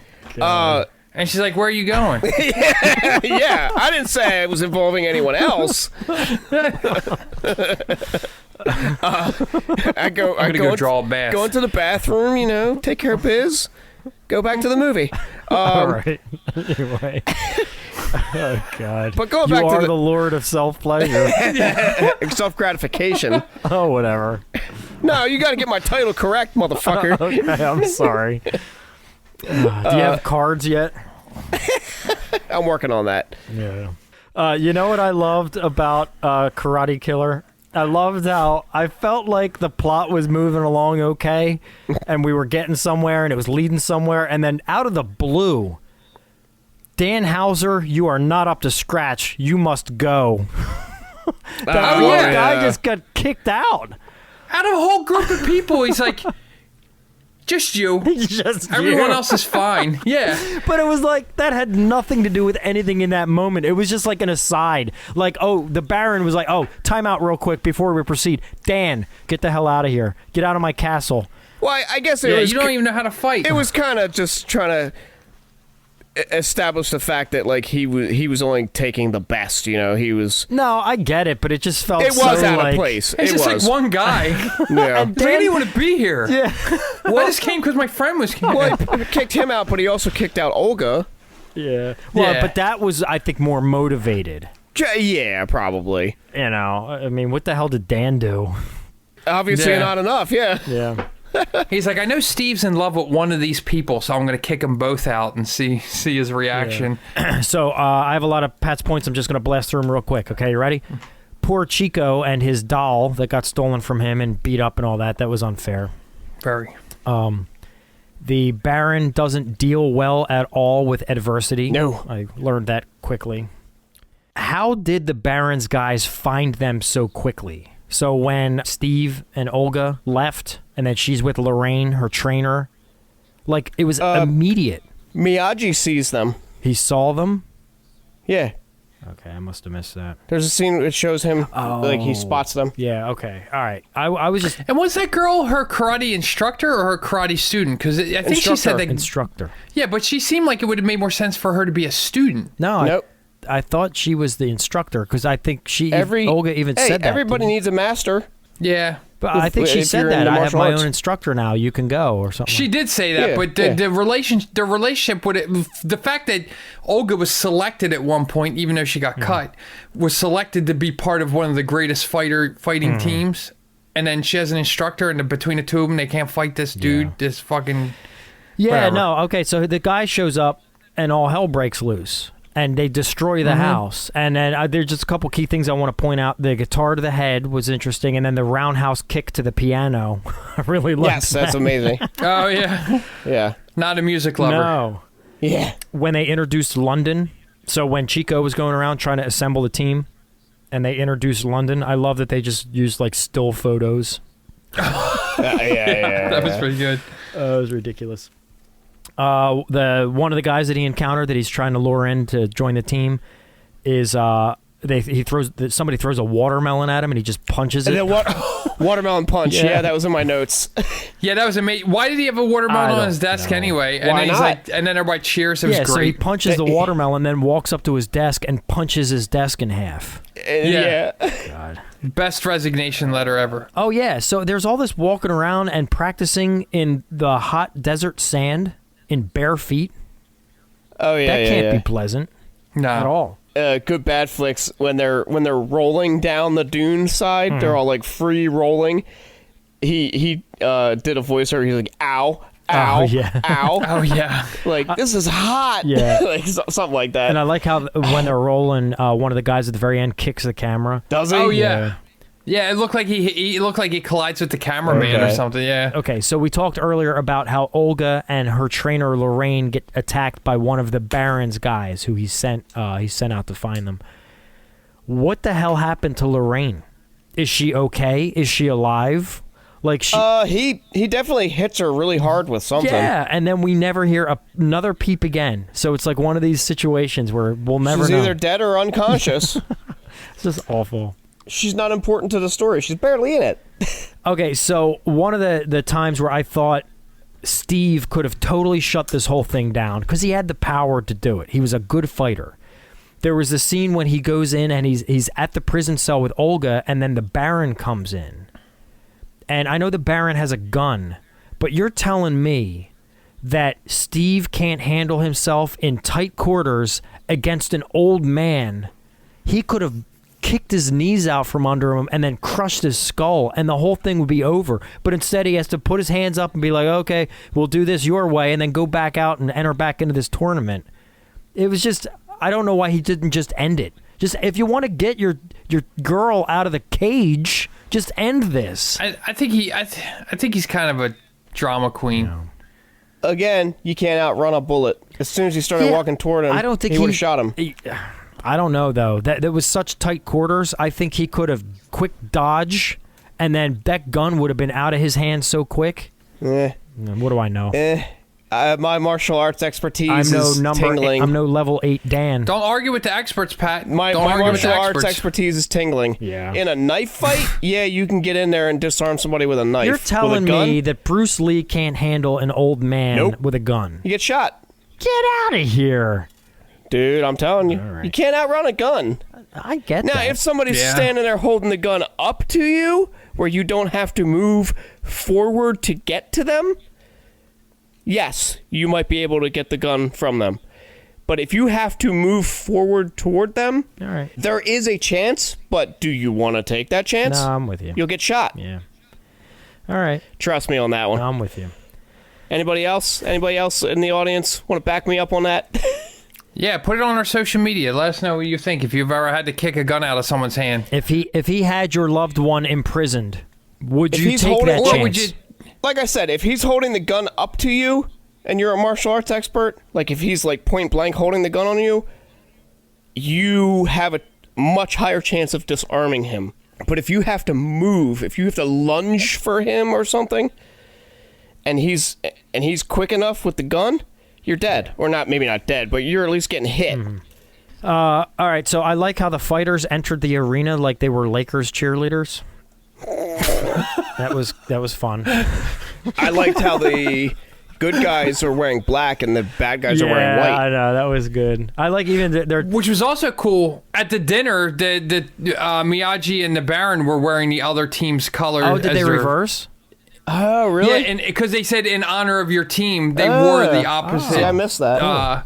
The Baron was wearing black and Miyagi was wearing white. I did like that. I like that whole scene. I like the dress. I like how they had like the pre-dinner the night before rehearsal dinner or whatever the hell it was. Yeah. Where they were all in their tuxes, their white and black tuxes and suits and whatnot. Yeah, very Mortal Kombat. Yeah. I like that during one of the fights towards the beginning of the tournament, I saw a couple guys with like bamboo sticks or whatnot, and then one guy had like a hatchet. That didn't seem fair to me. But anyway. What do you say? It's like a fight. They're like, oh, we got to stop having these fights to the death. But the fight to the death thing only came up twice. Because it's just guys like kicking each other in the face. And then all of a sudden, oh, now we're having two guys with size and another guy has that my hook question, thing. one guy got stabbed and was laying there stabbed at the end. Did he die? I mean, I'm sure he'll be all right. He's a karate man. Karate man bleeds on the inside. Well, if you bleed internally, that's even worse, Justin. Oh, yeah. I misquoted Trading Places. Sorry. So there was a Bruises on the weird inside. series of events there. So after the tournament, like all this shady stuff by the Baron, who was just a sore loser, he kept changing the rules, which was frustrating. I don't know why Miyagi just wouldn't be like, yo, enough, dude. We're going to stick to these rules or I'm out. I'm taking my guys and we're rolling. But it was just like he kept changing shit. But anyway. He wanted those Well, that's kind of like diamonds. our kickball tournaments every year. Does that sound familiar? Yeah, that's one thing we didn't bring up in our sports history, did we? It was the kick. I think it came up. Or did it come up? No. Yeah. I don't know. I've never heard more 35 to 40-year-olds say, this is bullshit. Oh, yeah. There was a lot of hurt butts. Anyway, there was a weird series of events there towards the end that involved a harmonica, kicking down a wall, bending the bars, and then just the Baron just losing his mind. And then why did Olga, one of you guys touched on this earlier, why did she just walk right, again, I guess it comes down to the gun, but why did she just walk right into his arms? She had an opportunity to do something. If these people are literally the most skilled fighters in the world, apparently, and she just like succumbed to him, and he was like, she had an opportunity. She could have ducked back around the corner and gotten the hell out of the area, but I don't know. Yeah, I would have. I don't know the answer, but I would have liked to seen it play out a little differently. Yeah. She was just like, all right, you got me here. Take me back into the prison cell. Here, Pat. I'll make this real easy for you. Ready? You're gonna shoot me in the chest. No, you're having an issue with the gun. Uh-huh. And I get it. I actually do get it. As a film watcher, it is a little frustrating, but the gun is a MacGuffin. Yeah. It totally is. So it's just okay. I gotcha. It's just to move the plot forward. All right. To get a means to an end. Okay. As someone who has seen a gun before, I could tell you. Wow. No, I don't know. I got nothing. All right. Okay. As the audience may have picked up by now, we're running short on time, so we're blowing through these.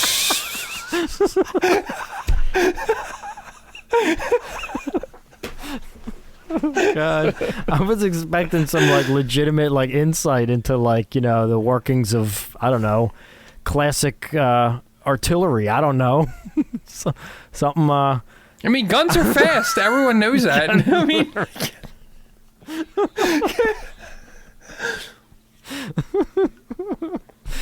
I don't know. Anyway, I hope Steve was wearing a seatbelt when his truck was rolling down the hill. Oh my God, that was amazing. Yeah. I would love to know if that was his intent all along, just to be a roadblock to their escape, because that was a hell of a sacrifice. And the planning of that had to be like on point. He was like, "Oh, I'll just take a little accident. left here, take a little right, bounce over these little hills here, flip over a couple times, boom, exactly where I want to be, blockjaw." I'll tell you what, though, that was some pretty cool car stunt stuff. Yeah, it was Stunt work. I think Steve Hunt's like mutant power is dumb luck.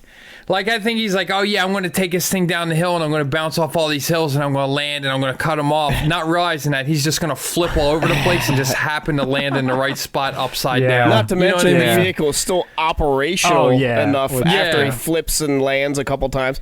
And there's one part where the truck is flipping and you can see the door open and him like hanging out ass first. I mean, I'm clearly not him, not the actor, but some poor asshole that got stuck with that job. Yeah. I lost my ass making that movie. All right, so I only have two more quick things. One of them involves the end of the film. Do we want to talk about the ending? Yeah, we need to. I think we're at that point. Yeah. Okay. We're almost done here, so yeah. So, do any of you guys want to say what happens?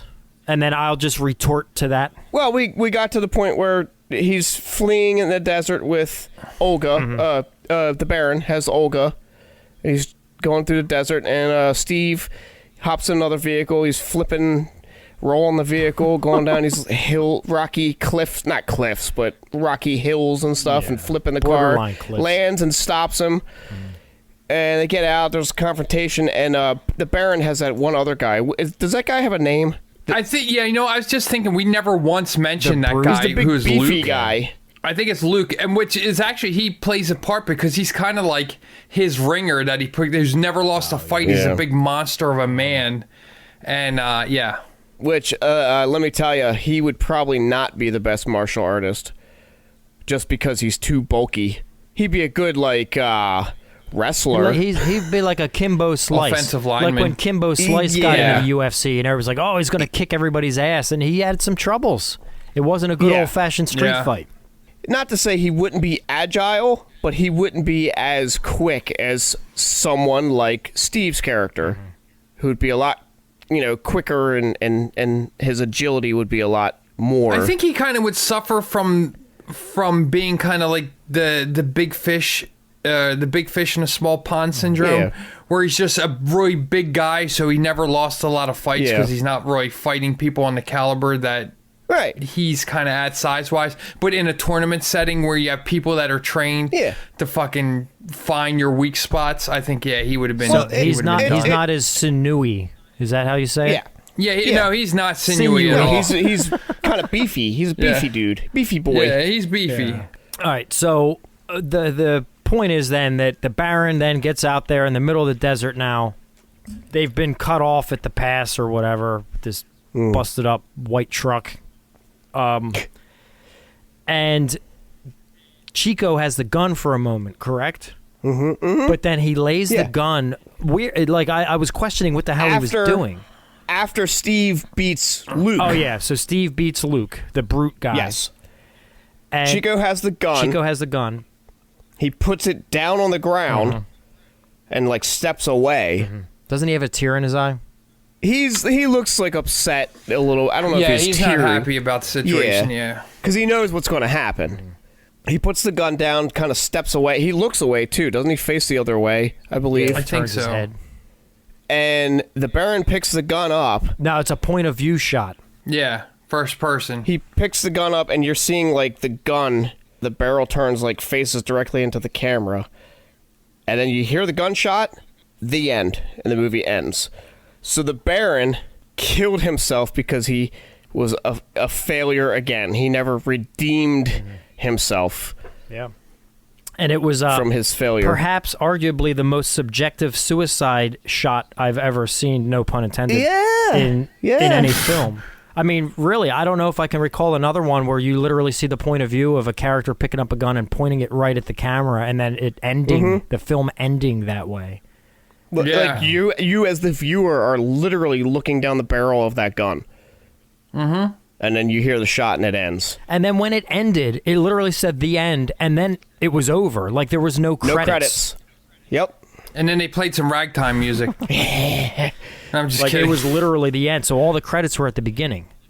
Yep. So, on the chest. Anyway, that's all of my points. Crotch. Justin, you have some points, and then we can get to our ratings. You hit most of my points anyway I had. Back to my birthday being in 2 weeks, I wanted to comment on Miyagi's smoking device he had, or Miyagi's smoking device. He had some real complex... Yeah. I did pick up on that. I was like, why is that so complicated? Like, just get a goddamn cigarette or a bowl. Yeah, it was cool. Yeah, I think you pretty much went over all the other stuff I had. Another thing I thought was cool... It was like Steve would always like every time, no matter where he was going, he was always doing karate moves. Yeah. Like even when like they like went away and they're living in their house, he's like, "Hey, I'm having a good day." He's coming back and he's just doing all these fucking karate moves and whistling and having a good time and like doing swings and all that stuff in there. He was all about it. Just having a great time, throwing punches at the air. Who doesn't? I really like the music in this. I don't know. We didn't really mention it. I thought the music was really cool in it. It doesn't really fit the film, but it's good. It's the 70s. Yeah, that's true. That's true. Also, one other thing I wanted to say is I always found it amazing that I feel like every decade has its martial arts that's associated with. I feel like I always associate like judo with the 60s, probably just from like James Bond movies. Chop. Yeah, 70s always felt like kung fu was like the hot thing. 80s, which is interesting because it's a 70s movie going into the 80s. 80s always felt like everybody was obsessed with karate. In the 90s, I felt it was taekwondo. And then in the 2000s, I don't know what it would be like. Mixed martial arts. Jiu-jitsu. It's like mixed stuff. Jiu-jitsu. Yeah. Jiu-jitsu, and then like maybe 2010 might be the... what was the one... I can't remember what everybody's talking about. The Krav Maga or something Krav like Maga that. or whatever. Krav Maga, yeah. So I just think it's interesting. Each decade Crab has Rangoon. its own... What was that? Everybody's obsessed with Crab Rangoon all of a sudden. So that was another point I was going to make, that each decade seems to have a martial arts that they associate with. That's interesting, Yeah, I never thought of it like that. I just want to know about hamster style. Oh, yeah, hamster style. Hamster. Yeah, I'm not doing hamster style anymore. That's nice, son. Yeah. I remember it like it was yesterday. Oh, shit. I don't know if any of our listenership is familiar with the movie Orgasmo, but you should check it out. You should definitely check that out. Just not around your folks. Yeah, if you're a fan of South Park, you'll like that film because it's Trey Parker and Matt Stone. All right, final thoughts before we get to the ratings. I have one thing I think one thing I just wanted to say real quick. The moment is yours. The only other real thing I have in my notes is one of the lines from this movie early on in the film. What's the main henchman guy, the one that kidnaps Olga kicks the piano and all that. What's his name? Did he have a name? I wonder if he's... I don't know. Well, he says the line. He says it to Chico. He says, "I think I'll put you in my pocket." Oh. Oh, yeah. That's a good one. As soon as I heard that line, I was like, yeah, I'm all in on this movie. Yeah. And there are other, like, really funny, like, surprisingly, some of the one-liners in this movie are they hit. Mm-hmm. They actually... Yeah. Intentionally. They're better than the sequel. The sequel's fun. I think you should... if you watch this and get any enjoyment out of it, you should definitely watch the sequel. Oh, yeah, I'm going to. I heard that the sequel did well as the, really? like the first... Yeah, I heard... But what I heard was both films did well, and they were planning a third one, but then the company that made them went under, so they never made the third one. Oh, man. Yeah. Interesting. So that's all I got. Okay. So, Justin, this was your selection, so I will leave it up to you in what order we will rate this. I'm going to go Pat, Mike, and then myself. All right. I enjoyed this film for what it was. It definitely was what I was expecting it to be. But, again, if I were to rank my favorite genres of film, I just don't think this genre of kung fu, karate, fighting film is not... It's just not my cup of tea. Again, I don't know this as a layman. I don't know when I'm watching a fighting movie what techniques they're using and if they're legitimate techniques or if they're just using camera tricks to fool us, because I usually I'm fooled either way. I don't know. I don't know enough about the stuff. But everything I've heard about this is they're using legitimate techniques, and there were some like top-notch professionals that were pulling it off. So I have respect for that, because that's always cool to hear when you hear that it's not just a bunch of fluff. Yeah, it just adds authenticity. Yeah, so I appreciate that. But I think I just have to rate this one lower. Like it's just my personal taste. That's mainly what this is based on. The only other complaint I have is what I talked about earlier, which is just the edit. But again, I'm not holding that against them. I understand what they were up against in the time. If this film would have come out as it is in 2014, then yeah, I would crush it with its rating, because there's no excuse in this day and age where you can't, have a little more professional quality editing. But anyway, I'll give this one a 4.3 is kind of where I'm at. That's kind of where I thought you'd go. Yeah, I did too. It's just not my cup of tea, and I'm not hating on it. I got some enjoyment out of it. I'm glad I got to watch it, but that's where I'm at. I'll defend this movie because I got a lot of enjoyment out of it. Like, it was fun. Mm-hmm. Now, would a general moviegoer enjoy this movie? Probably not. Yeah. You have to be a certain type of person who would enjoy this film, I guess I would say. But I did enjoy it, Justin. And I said it earlier. Thank you. This was a good pick. I kind of thought you if between the two of you, if anyone was going to really like it, I figured it'd be you. Yeah. Now, I'm still not going to rank it or rate it high, because it's not like a movie that will become like one of my go-to movies. I mean, not to say I didn't enjoy it, and I'm definitely going to check out the sequel, and I may watch this again sometime down the road, but I definitely enjoyed it. This is one of those movies where you always hear people say, you get together with a couple buddies and some drinks and watch it, and it becomes way more enjoyable. Yeah, I could totally see that. So it does have that, although none of us saw it in that scenario. But I could totally see us, when things are back to normal and we're post-COVID and all that, having this style of film on in the background would be killer. Yep. Honestly, I think the first time I watched this, I was literally laying in my bed hungover, not wanting to get out. I was like, I'm just going to watch a movie, and I was like, oh, this is cool. Oof. Like, I think it was just something where I just didn't want to get out of bed, because I don't typically watch TV in my bed. And I remember, for some reason, I was watching this in the bedroom. God, I probably watched 99% of my movie and television in bed. Oh, wow. It's just more comfortable. So why don't you rate that? There's no way I can rank this one high. What sleep number bed are you? Shut up. I don't even know what that means. Is that a thing? Sleep I don't know what number that bed. means. You never heard of sleep number? What about you, Justin? No, I don't know what that means. Yeah, I've heard of it. Yeah, I don't have Is that one. like but- thread counts on a sheet? I No, don't know what that sleep means. number. It's like if you and your significant other can have a bed, but you can each set your sleep number to different settings. If you like it a little softer than she does, and whatever. All right, continue. Well, I think we just had our first ad right now. Yeah. Product And placement. that's www.sleepnumberbed.com. So anyway, this one's going to be a fairly low rating for me, but again, keep in mind that like that doesn't reflect on the entertainment value of this movie. I enjoyed it, but I can't rank it super high. I'm hovering right around the 4.8, 4.9. All right, well, pick one. I want to say 4.8. And again, I enjoyed this film. I thoroughly Did I go enjoyed it. too high? No, I think Mike went a little low. I think he enjoyed this more than a 4.8. I'm just thinking of like how I rated other things. Like I remember like Slaughter High. I was like in the 5 point something range or something. All So right, no, that's how fine. can I? Yeah, I get. You know, I Justin's can't rank just this as gonna high give as this a that. 9.3, so we might as well just get to that at this point. Yeah. All right, Justin, you're up, bud. Okay.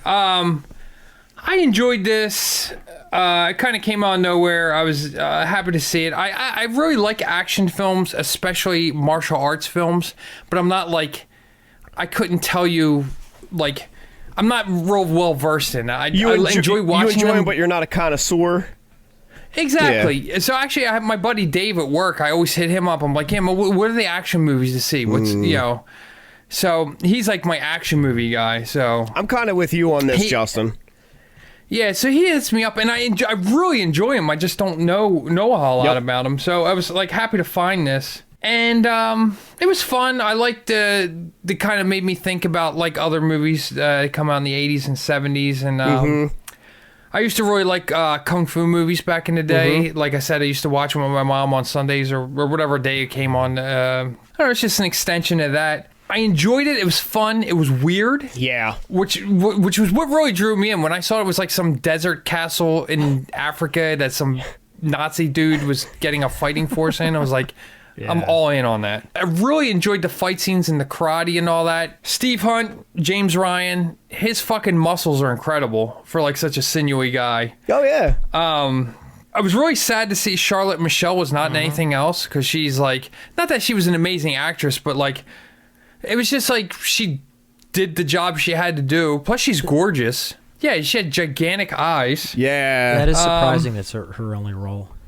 Yeah, it really is. Same thing with the guy who played Chico. I was like really bummed I didn't see him in maybe anything they were else. karate killed after the making of this film. They might have been. Well, yeah, They're expendable. But, yeah, you brought up the guy that played Chico. He was actually a competent actor. Like he was. He's good in this He movie. was literally the glue of this movie. You had all this ridiculous shit that was all held together by this one character. Yeah, he was kind of like the heart. Yeah, exactly. Also, the brains. Yeah. I mean, Yup. he Yeah. seemed to have all his ducks in a row, but Yeah, he was kind of the shit. Yeah, so with all that said, I'm really, like Pat brought up, there's editing problems. I would like to see the Blu-ray edition because the quality wasn't great that I saw. Yep. So I'm really only going to go probably 6.5 with this. So I really enjoy it. I'm going to watch it again, and I hope to get the Blu-ray editions of them. Yeah. But, Hint, hint. yeah, right around the corner. But I don't know. I enjoy it, but I don't like it as much as stuff I rated higher, and that's all there is to it. Justin, you gave that the same rating I gave Brain Scan. Oh, well, I think, that makes sense then. And you love Brain Scan. Yeah, so. exactly. I've been thinking about Brain Scan ever since last week, and I really want to watch it again just based on the conversation that the three of us had. well, you should check out the last episode of the MacGuffin Guild. I don't listen to this fucking show. Who does? No, but and again, the only reason my rating is so low is I just can't consider this a good movie. You know what I mean? Like, We finally agree. No, I'm just kidding. I got enjoyment out of it for sure. Like, I enjoyed watching it, and the fighting and stuff was cool. The flying. Yeah, the flying, the magic. Yeah, so our average 5.2 between the three of us. I think that's super fair for this. Yeah, I mean, right in that middle ground. That's cool. yeah. We're more fair to this than some of those reviews were, for sure. All right. So, any final thoughts before we shut it down? Do you think we covered everything here? You got anything left, Justin? I think I'm out. I think that's it. I think I'm good. All right. So, a couple things I want to say. One, again, thank everybody for joining us, and check us out on our social media. You can touch base with us at any point. If there's something you think of that we didn't bring up, let us know. And that goes for any of our episodes. Just comment on any of our stuff about whatever. I mean, we'll see it. So we'd love to know what you have to think. But Instagram, Facebook, Twitter, Discord, definitely let us know what you think. You're a part of this, and we want to hear you. We don't fact check a lot of stuff either sometimes. So, like, if you know more, like, have actual factual information that's contrary to what we say, it would be great to have it on there. Or even if you disagree with something we say, it'd be we really enjoy having multiple perspectives of something because it sparks conversation. Not everything's for everyone. Yeah. Which is, what we're all about. Yep. So this was an interesting flick. I'm glad that I had the opportunity to watch it. But anybody who is listening that hasn't seen the film, just go in with the right mindset, or else you're just it's gonna be a waste of some friends and some beer. Yeah. So a couple of things real quick before we shut it down. One, it is not sleepnumberbed.com. It is just sleepnumber.com.